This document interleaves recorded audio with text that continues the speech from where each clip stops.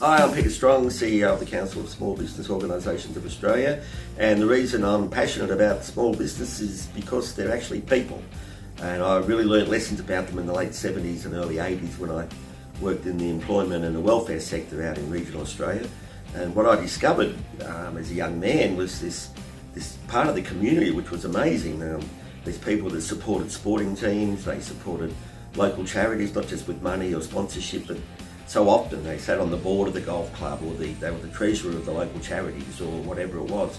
And these people would come to us as well and say, look, I've got this young person here who's got some sort of disadvantage, or they've had a difficult life, or they've got a disability. What can we do to give them the skills that they need to get a job, and how do I help them get a job? And they weren't doing it because they were particularly nice people. They were doing it because they were good members of the community and they understood community.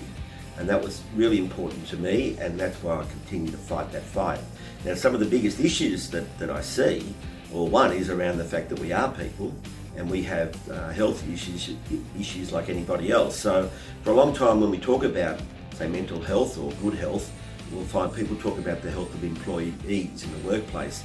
And we say, well, hang on, you've got to talk about everybody in the workplace. Employers are just as important as anybody else. We aren't second-rate citizens here, and we do know that if an employer has some sort of mental problem, it actually makes it threatens the jobs of the people that he or she employs. So our health is important and must be considered.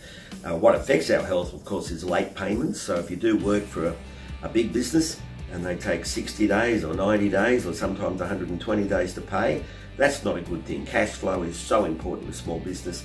We need to make sure that we get paid on time, on 30 days, if not sooner. And that way we can be healthy, we can employ people, and we can continue on. And the final thing is the workplace relations. A few years ago, that was not a big issue, I hear from members, but now we are terrified that our workplaces might be taken over by a group of people in Melbourne. We've got to make sure we have control of our businesses.